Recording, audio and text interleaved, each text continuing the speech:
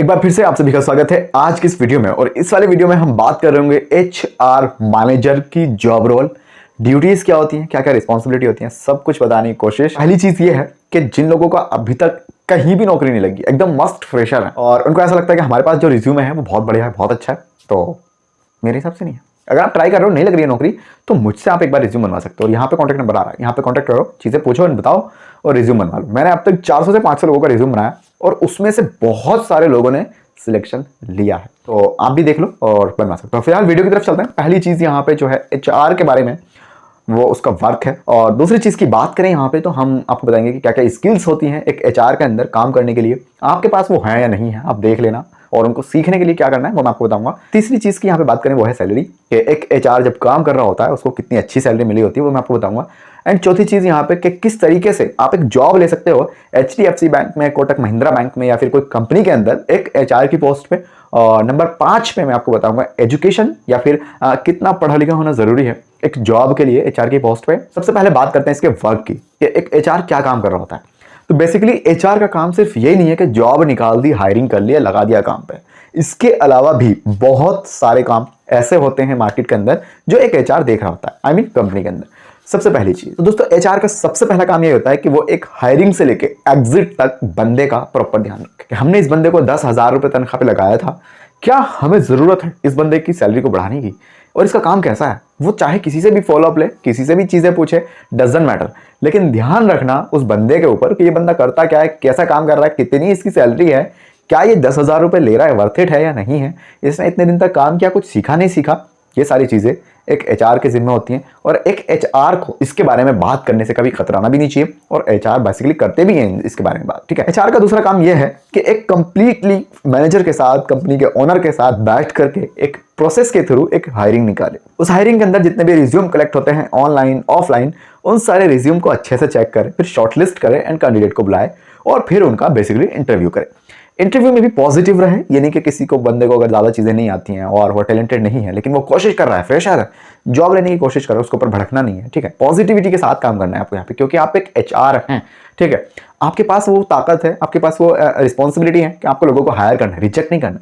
Reject करना है एक लिमिट के बाद, ठीक है। अगर ये चीज़ें एक बंदे के अंदर मिलती हैं, ठीक है, तो हम इस बंदे को रख लेंगे। अगर ये चीज़ें इस बंदे के अंदर है ही नहीं, मतलब कोई एक सिंगल गुण नहीं मिल रहा हमारी कंपनी के लिए, हमें इस बंदे के अंदर एक सिंगल ऐसी चीज़ नहीं मिल रही कि हम रख लें, इसको फायदा रहेगा, फिर उसको हम रिजेक्ट करेंगे। और HR कभी भी आपको रिजेक्ट करने की सोचता ही नहीं है, ठीक है। वो तो यही चाहता है कि हाँ ठीक है, चलो आ जाए बंदे, आ जाए, क्योंकि HR की जो तनख्वाह होती है ना, वो 1.5 2 लाख रुपए होती है। वो बहुत मेहनत कर रहा होता है, इतने पे भी वो लगा हुआ रहता है सुबह शाम, भाई आ जाओ इंटरव्यू करा लो। आप कहोगे कि भैया ऐसा कहाँ है, हम तो जितने इंटरव्यू देकर आते हैं सभी में रिजेक्ट हो रहे हैं। हाँ, कहीं ना कहीं बैड बिहेवियर होता है, कहीं ना कहीं स्किल्स नहीं है, और जो कंपनी मांग रही है वो हमें आता नहीं, तो फिर तो रिजेक्ट होना पक्का। थर्ड चीज है यहाँ पे इंटरव्यू को प्रोसेस करना। इंटरव्यू के अंदर बहुत सारी चीजें होती हैं, ठीक है। तो एक HR ना ऐसे आंखें को खोल के देख रहा होता है कि ये बंदा कैसा कर रहा है, क्या कर रहा है, कैसे चीजें करनी है, कितनी सैलरी देनी है, ठीक है। आपसे पूछेगा कि कितनी सैलरी चाहिए आपको, आपने बोल दिया 50,000 चाहिए। अब 50,000 तो कोई ऐसे मुंह बोली सैलरी थोड़ी मिलेगी आपको, मिल भी सकती है अगर आप स्किलफुल बंदे हैं तो, लेकिन हाँ ये इंडिया है, यहाँ पे चीजें थोड़ी बहुत अप डाउन तो चलेंगी, जाहिर सी बात है, बहुत पब्लिक है। तो कहने का कॉन्सेप्ट ये है कि HR इंटरव्यू से रिलेटेड जितनी चीजें हैं उसको कहीं ना कहीं बहुत अच्छे से मैनेज कर रहा होता है। कितने लोगों का आज इंटरव्यू करना है, कल को संडे है, परसों मंडे, किन किन को बुलाना है, तो वो ये देख रहा होता है। नेक्स्ट की बात करें यहाँ पे हम, तो एक HR का काम ये भी होता है कि वो काम को करना, काम को करवाना, काम निकालना तक उसको आना चाहिए। तो HR का काम ये भी होता है एक बंदे को उसका काम समझाना, ठीक है, कि भैया आपका ये काम है इस कंपनी के अंदर, क्योंकि जो मैनेजर है, कंपनी का ओनर है, वो ये सारी चीजें नहीं करेगा, उसके पास टाइम तो होता नहीं है। तो HR का ही ये रिस्पॉन्सिबिलिटी होती है कि वो आपको आपका कैबिन दिखाए, आपको आपका काम समझाए और आपको आपके टीम मेंबर से मिला दे, सारी चीजें करवा दे अच्छे से, ठीक है। फिर आप उसको ऐसे बोलोगे थैंक यू सर। उसके अगर हम नेक्स्ट काम की बात करें, तो हर कंपनी में रूल्स एंड रेगुलेशन बहुत मायने रखते हैं। अगर आपके अंदर रूल्स को फॉलो करने वाली आदत नहीं है तो ये पोस्ट फिर आपके लिए नहीं बनी। HR ना बहुत सारे रूल्स बनाते हैं और उन रूल्स को फॉलो करवाते हैं एंड खुद से भी करते हैं, ठीक है। ये तो एक बात है। दूसरी चीज, बहुत सारी कंपनी में, हमारे कानून में, इंडिया के लॉ के अंदर भी कंपनी से रिलेटेड, ठीक है, ऐसे जो भी कंपनी है उनसे रिलेटेड ना बहुत सारे कानून बने हुए, बहुत सारे लॉ बने हुए। उन सभी लॉ के अंदर क्या समझाया है हमारे देश के कानून ने इन कंपनियों के प्रति, भैया ये कंपनी इतने बजे खुलेगी, आप ये चीज सेल नहीं कर सकते, आप इस तरीके से चीजों को सेल नहीं कर सकते, ये इलीगल है, ये चीजें लीगल हैं, आप इस तरीके से खरीद नहीं सकते, आप इन तरीकों से बेच नहीं सकते, आप इन लोगों को हायर नहीं कर सकते, आप इन लोगों को हायर कर सकते हैं। तो जितने रूल्स एंड रेगुलेशंस हैं एक इंडिया के लॉ के अकॉर्डिंग, ठीक है, इंडिया में चलो लॉ को थोड़ा कम मानते हैं, ठीक है, यहाँ पे ज़्यादा हल्के में लेते हैं चीज़ों को, लेकिन अगर आप कहीं बाहर जाते हो वहाँ पर ना लॉ को बहुत स्टैंडर्ड पे रखते हैं वो लोग, ठीक है। पहली चीज़ उनके यहाँ पे यही है कि हाँ कानून सबसे पहले, रेड लाइट है तो रेड लाइट है। हमारे यहाँ पे तो चलो मार दिया क्रॉस करके, फर्क नहीं पड़ रहा, एक्सीडेंट हो रहा है होने दो, ठीक है, अपनी जान बचनी चाहिए, सामने वाले बंदे को जाने दो। तो बहुत ज़रूरी ये है कि आपको अगर इंडिया में ही रहना है, आपने सोचा है कि भाई नहीं जाना, ठीक है, तो फिर एक अलग चीज़ है, आप उतना ज़्यादा कानून वगैरह मत देखो। लेकिन अगर आपका ये भी है कि भाई मैं जा सकता हूँ बाहर, पासपोर्ट भी रखा हुआ है, तो फिर आपको जो भी कंपनी के रूल्स होते हैं, रेगुलेशंस होते हैं, अकॉर्डिंग हमारा लॉ एंड इंडियन लॉ के अलावा जो बाहर के भी कॉन्स्टिट्यूशन है उसके हिसाब से आपको पढ़ना है, चीज़ों को सीखना है, रिपीट पे याद करना है, देन आप एक कंपनी में एचआर की पोस्ट पे काम कर रहे हो। दोस्तों क्या होता है ना, कई बार कंपनी का एडवर्टीजमेंट होता है, हायरिंग के रिगार्डिंग भी एडवर्टीजमेंट होता है, उस एडवर्टीजमेंट का जो भी बजट होता है, जो भी खर्चे वर्चे लगते हैं वहाँ पे, एक्सपेंस होते हैं, उसका एक कंप्लीटली बजट बनाना होता है, ठीक है। जो एचआर को पता होता है कि मुझे कितने कैंडिडेट चाहिए, कहाँ पर कितने होल्डिंग लगाने हैं, क्या एडवर्टीजमेंट करनी है, बैनर लगाने हैं या टीवी एड चलाना है, गूगल एड चलाना है, वो सारा कुछ एक एचआर को मैनेज करना होता है, ठीक है। तो कहीं ना कहीं आपका माइंड ना वहाँ पर भी शार्प होना चाहिए, आपको पता होना चाहिए कि चीज़ें कैसे करनी होती हैं। तो इसका बजट भी आपसे मांगा जा सकता है। मान लो 10 साल बाद, 5 साल बाद, 3 साल बाद, 2 साल बाद कंपनी का मैनेजर ने आपको पूछ लिया कि भैया हमने उस दिन जो एक ऐड चलाए थे, कैंपेन चलाई थी, उसका थोड़ा बजट दिखाओ मेरे को दोबारा करने का या कुछ और करने का। तो उसका एक डाटा मैनेजमेंट का सिस्टम भी आपको बहुत अच्छे से आना चाहिए। कई बार आपने सुना होगा कि इंक्रीमेंट हो गया है मेरा, और मेरा इंक्रीमेंट रुका हुआ है, मेरा प्रमोशन नहीं हो रहा है यार, मैं तो पक गया इस कंपनी के अंदर। तो हाँ, इंक्रीमेंट से लेके प्रमोशन से लेके फिर उसको क्या काम देना है, उसको कैसे काम कराना है, ये सारी चीज़ें भी कहीं ना कहीं एचआर मैनेज कर रहा होता है, ठीक है। मान लो एक बंदा जो एक पोस्ट पे काम कर रहा है, उसका हमने से इंक्रीमेंट किया, वो बहुत अच्छा काम कर रहा है, उसकी सैलरी बढ़ा दी, साथ ही साथ उसको एक पोस्ट अलग दे दी, ठीक है। वो ऐसे असिस्टेंट था तो उसको हमने कहा ठीक है मैनेजर बना देते हैं, लेकिन ऐसा मैनेजर नहीं बना रहे कि सारा बस दे दिया। तो एचआर जो है ना वो देख रहा होता है ये बंदा किस लेवल से अभी काम कर रहा है, इसको हम मैनेजर बनाएंगे या नहीं बनाएंगे, बना सकते हैं या नहीं बना सकते। तो एचआर की ये भी रिस्पॉन्सिबिलिटी है कि किस तरीके से हमें मेंटेन करना है, रिलेशनशिप को कैसे बिल्ड करना है एक एम्प्लॉय और एक मैनेजर के बीच में, जो कि बहुत जरूरी होता है, ठीक है। तो एचआर ये भी चीजें देख रहा होता है कहीं ना कहीं। कंपनी के अंदर बहुत सारी चीजें ऐसी होती हैं जो सभी के लिए लगभग न्यू होती हैं।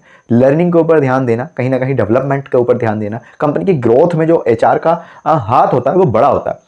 तो अगर आप ऐसे बंदे हो जिनको ज्यादा चीजों से मतलब ही नहीं है, तो फिर आप इस पोस्ट के लिए नहीं हो जनाब, ठीक है। आपको हर चीज में घुसना चाहिए, आपको हर चीज में आपको आना है, ठीक है। अगर कंपनी के अंदर मिठाई भी बट रही है तो आपको पता होना चाहिए कि कितनी मिठाई बटी है, किस चीज को मिली किसको नहीं मिली, इतना डाटा परफेक्ट आपके पास होना चाहिए। भले से इन चीजों से फर्क नहीं पड़ रहा, लेकिन फिर भी आपको पता होना चाहिए, रिपोर्ट आपके पास आ जानी चाहिए। साथ ही साथ यहाँ पे क्लाइंट्स के साथ डील को लेकर कि किस क्लाइंट से क्या डील हुई है, किससे क्या बात हो रखी है, किसको कब जवाब देना, ये सारी चीजें एक एचआर को ना बहुत अच्छे से पता होना चाहिए। नेक्स्ट यहाँ पे किसी भी बंदे को कंपनी के अंदर रखना है या फिर भगाना है, किसी ने कोई बदतमीजी कर दी, किसी ने कोई हिंदू मुस्लिम वाली बात कर दी या कुछ और ड्रामा रख दिया, ठीक है। अब उस बंदे को कंपनी के अंदर रखना है नहीं रखना है, चाहे वो इंपॉर्टेंट है चाहे वो नहीं इंपॉर्टेंट है, तो ये भी कहीं ना कहीं एक एचआर कंसल्ट कर रहा होता है, चीज़ों को देख रहा होता है कि क्या भी इसने जो किया है, जिस बंदे ने रायता फैलाया इसको किस तरीके से समेटना है, कंपनी के ऊपर असर भी नहीं आना चाहिए। तो एचआर के जिम्मे ये भी काम होता है। मतलब एचआर जो है ना बहुत सारे काम देख रहा होता है। अगर आप एक ऐसे बंदे हैं जो टाइम को बहुत अच्छे से मैनेज करते हैं, फिर ये जॉब आपके लिए है। मैं अप्लाई करने का तरीका आपको यहाँ पे बताऊंगा, लेकिन उससे पहले सैलरी के बारे में बात करेंगे। सैलरी की बात करें तो एक फ्रेशर एचआर की सैलरी अगर आपने अच्छे से पढ़ाई की है तो 30,000 रुपए से स्टार्ट हो जाती है, ठीक है। और अगर मैं बात करूं एंड कहाँ हो रही है, तो भाई कंपनी ने 3-3, 4-4 लाख रुपए दे रहे हैं एचआर को कि भैया हमें बंदे हायर करके दे दो। जो लोग कह रहे हैं ना भैया वैकेंसी नहीं आ रही, क्या वैकेंसी नहीं है क्या, 4-4, 5-5 लाख रुपए कंपनी दे रही है एक एचआर को कि हमें बंदे हायर करके दे दो। एचआर की जो रिक्वायरमेंट है वो फिलफुल होती नहीं है बंदों से, स्किलफुल एक्चुअली बंदे हैं नहीं। सीखने को बोल दो सीखेंगे भी नहीं, क्योंकि मैंने कहा कि भाई सीखना भी जरूरी है, सीख लेना, तो कोशिश करो चीजों को जल्दी जल्दी कर लो। अब तक हमने दो चीजें डिस्कस कर ली हैं। नंबर 1 यहाँ पे था वर्क और सेकंड था सैलरी। और ये सैलरी लगभग वैसे बेसिक ही है, और अगर आप इसमें काम करते हो, मेहनत से काम करते हो, जो आपको टारगेट मिल रहा है अचीव कर लेते हो, वहाँ पे एचआर की पोस्ट पे टारगेट तो सभी जगह होता है और हर चीज़ में टारगेट होता है। हर कोई चाहता है भाई ज़्यादा से ज़्यादा चीज़ें करे, हर कोई ज़्यादा से ज़्यादा काम कराने के चक्कर में होता है। तो उसी के लिए यहाँ पे कंपनी ने इंसेंटिव रखा है, बोनसेस रखे हैं, ठीक है। तो वो चीज़ें आपको इंशाल्लाह मिलेंगी अगर आप एक एचआर की पोस्ट पे काम कर रहे हो तो। अब दोस्तों इस जॉब को लेने के लिए, एचआर की पोस्ट पे काम करने के लिए कुछ इंपॉर्टेंट स्किल्स हैं, वो आपको आना बहुत जरूरी है। Number 1 good communication skills, Hindi also English. हाँ, इंग्लिश का आना भी यहाँ पे बहुत जरूरी है। मान लो एक बंदा है जो बैंगलोर से या फिर ऐसे कोलकाता साइड से दिल्ली आया है इंटरव्यू देने के लिए, और उसकी जो लोकल लैंग्वेज है ना वो बंगाली है, तो उसको हिंदी आती नहीं है। अब आपको आती है सिर्फ हिंदी, आप सोच रहे हो मैं एचआर बन जाऊँ, वो बंदा बोलेगा इंग्लिश, आपको इंग्लिश आती नहीं है, तो इंटरव्यू तो हो नहीं पाएगा। तो सबसे ज़रूरी चीज़ ये है आपको कम से कम 2 भाषाओं का ज्ञान हो। नंबर 1 हिंदी और नंबर 2 इंग्लिश। इंग्लिश यहाँ पे ऐसी नहीं चाहिए कि व्हाट्सअप वाली चीज़ है, नहीं, आपकी जो इंग्लिश है वो कहीं ना कहीं फ्लुएंट हो, आपको बात करे तो अटके ना।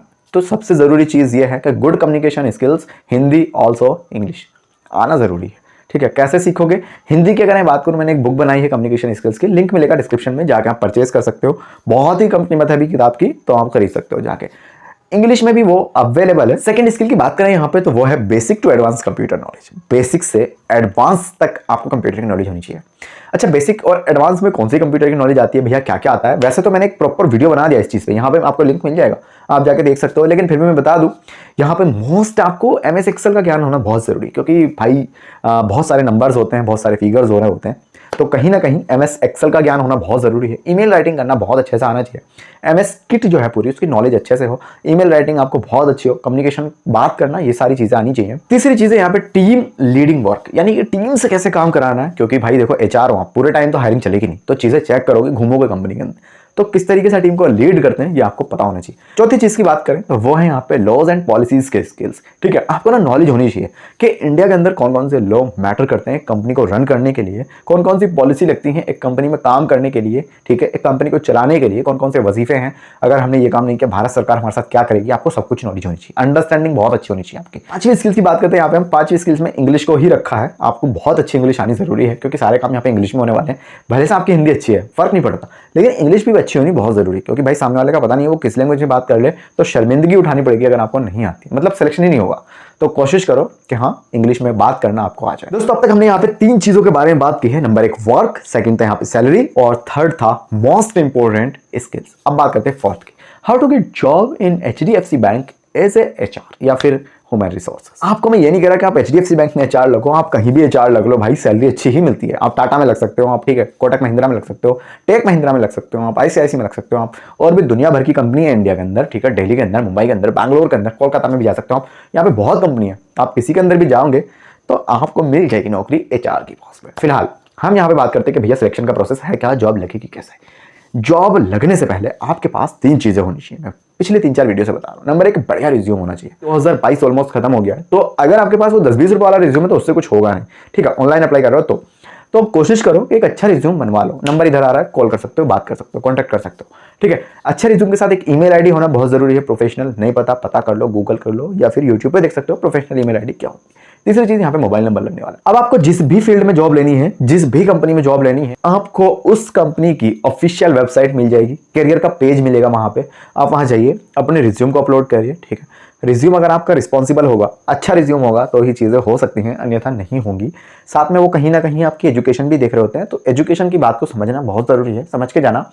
तो आपने अपलोड करना है रिज्यूम वहां पे, ठीक है, अपनी ईमेल आईडी के साथ साइन अप करना है, नंबर भी आपका वहां पे लगने वाला होता है। इन चीज़ों को आप वहां पे डालिए, और साथ ही साथ कोशिश करिए, चेक करिए कि एक साथ बहुत सारी कंपनी में अप्लाई करें, एक ही पोस्ट के लिए, एक सेम पोस्ट के लिए, और जिसमें जल्दी हो सके चीज़ों को आप अप्लाई कर लीजिए। आई होप आपकी समझ चीज़ें आ रही हैं तो please hit the like button. एक HR की पोस्ट पे काम करने के लिए कितना पढ़ा लिखा होना जरूरी है, तो देखिए, कम से कम अगर मैं बात करूँ तो अगर आपने ग्रेजुएशन कर ली है और आपकी ग्रेजुएशन अच्छे से हुई है तो आप यहाँ पर जॉब ले सकते हैं। लेकिन आपके लिए कुछ एडवांटेज है, आप पोस्ट ग्रेजुएशन करके जाएंगे तो सैलरी थोड़ी अच्छी देखने के लिए मिल जाएगी। आप MBA करके जाओगे तो आपको रिस्पॉन्सिबल काम मिलेगा, और साथ ही साथ आपकी एक इमेज अच्छी सेट हो जाएगी वहां पे जहां आप काम कर रहे हो। लेकिन काम आपको करना पड़ेगा। MBA करके भी आप जा सकते हो, बेसिकली ग्रेजुएशन से स्टार्ट हो जाती है, चीजें कहां तक आपने पढ़ाई लिखाई की है उससे फर्क नहीं पड़ता, लेकिन इन सारी चीजों की नॉलेज होनी बहुत जरूरी है, जो पीछे बताई है, जो स्किल्स की कैटेगरी में आती है। इंस्टाग्राम पे इंस्टेंट रिप्लाई मिलेगा आपको, तो फॉलो कर लेना, link in description box. Second चीज ये है, यहां तक अगर आपने ये वीडियो देखा है तो please hit the subscribe button, और अगर आपको हमारा कोर्स कम्युनिकेशन स्किल्स की बुक एकदम फ्री में चाहिए तो इस सेम वीडियो को उठाइए, 20 लोगों को व्हाट्सएप पे शेयर करिए इसका लिंक, और उस स्क्रीनशॉट को इस वाले नंबर पे सबमिट करेंगे, आपको हम इंस्टेंटली बुक डिलीवर करवा देंगे आपके ईमेल आईडी पर, ठीक है। फिलहाल थैंक यू सो मच।